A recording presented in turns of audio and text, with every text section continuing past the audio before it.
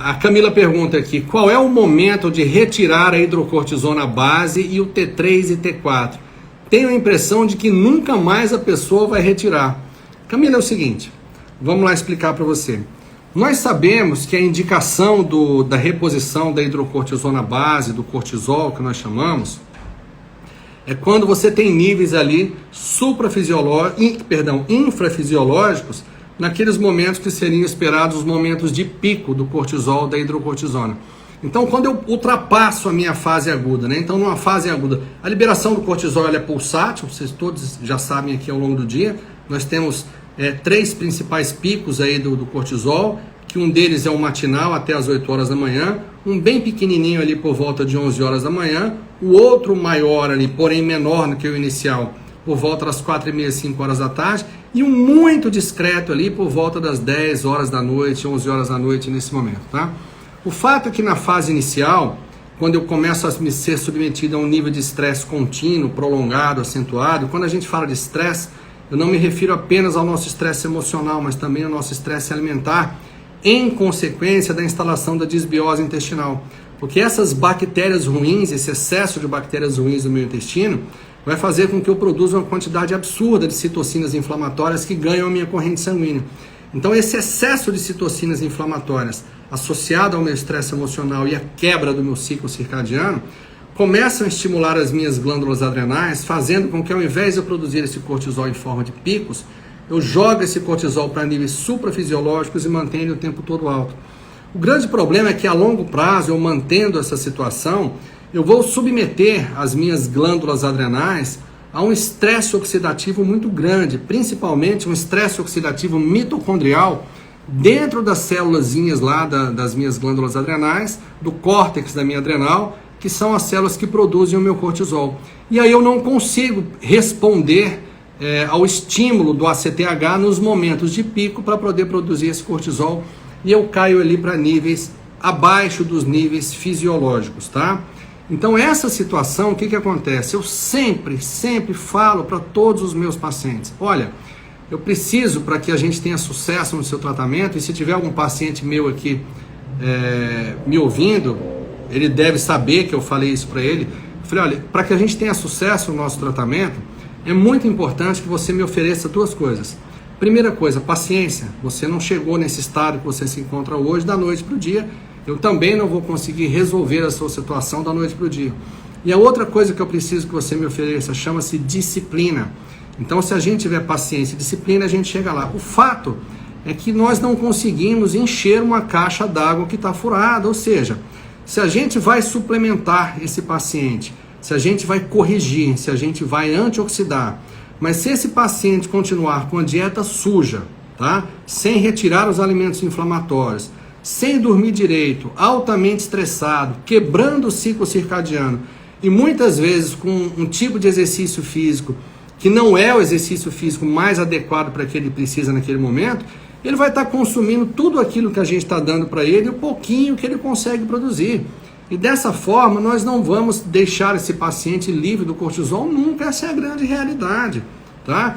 Eu vejo muitos colegas, muitas vezes, falando em determinados debates e tudo mais, que a gente faz em alguns cursos, não, você faz e tira o cortisol logo ali na frente e tudo mais, mas vida real é outra coisa.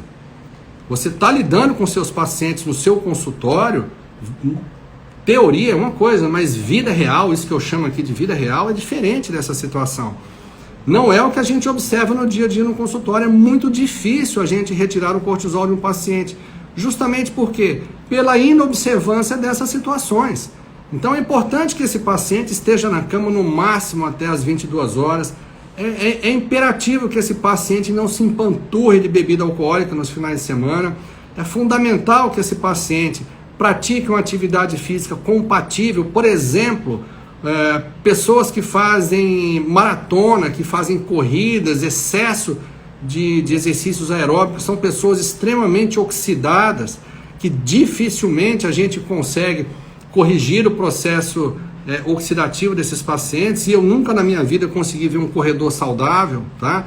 Então, se esse paciente estiver fazendo, por exemplo, um tipo de atividade dessa forma, dessa natureza, Se esse paciente continuar com a dieta suja, continuar comendo alimentos inflamatórios, você não vai conseguir tirar o cortisol desse paciente. É simples assim, tá?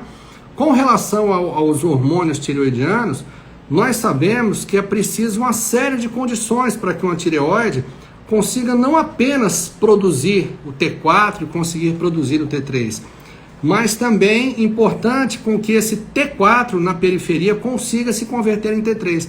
Vamos lá, para que esse T4 na periferia consiga se converter adequadamente em T3, que é o nosso hormônio tireoidiano ativo, é preciso que eu tenha níveis pulsátios e níveis ótimos de cortisol. Isso já tem artigos mostrando essa situação, até pela questão de sensibilização de receptores.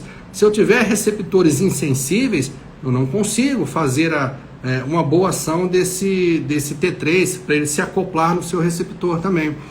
Para que eu tenha uma tireoide saudável, eu preciso de níveis adequados de zinco, cobre, selênio, da forma ativa da vitamina B6, que é o piridoxal 5-fosfato, eu preciso de magnésio, eu preciso de vitamina A, eu preciso de ferro, eu preciso de iodo, mas eu preciso também que esse paciente não esteja intoxicado com excesso de halogenados, com flúor, com cloro, com bromo.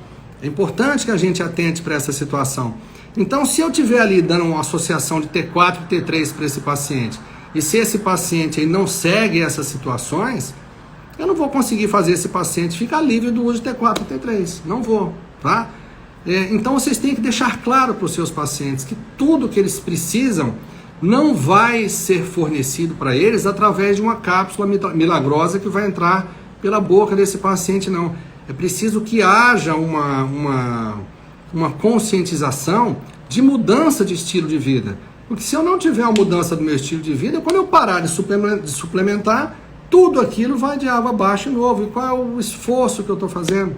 Em vão. Eu estou gastando, estou perdendo tempo, dinheiro e oportunidade de ganhar uma saúde, tá? Então explique isso para os seus pacientes. Coloque essas situações importantes para esse paciente. Não se sinta angustiado e divida essa responsabilidade com o seu paciente. Não adianta você assumir essa responsabilidade sozinha, não. Por que a nossa consulta tem que demorar bastante? Tem que demorar aí de 1h30, 2 horas ou até de outras coisas mais? Porque é importante que esse paciente tenha o conhecimento, que a partir do momento que ele tem o conhecimento, ele não pode mais alegar ignorância. Ele não pode chegar lá na frente, ter um resultado ruim, um resultado adverso, e virar para você e falar assim: poxa, doutora, se eu soubesse que isso poderia acontecer, eu teria tomado uma atitude diferente, tá? Então eu espero que tenha explicado mais ou menos para você. Não dá para a gente entrar aqui de uma forma muito mais profunda na questão bioquímica da coisa, porque até nós estamos numa live aberta e isso não cabe, mas eu acredito que você conseguiu entender todo um contexto que envolve toda essa situação, tá bom?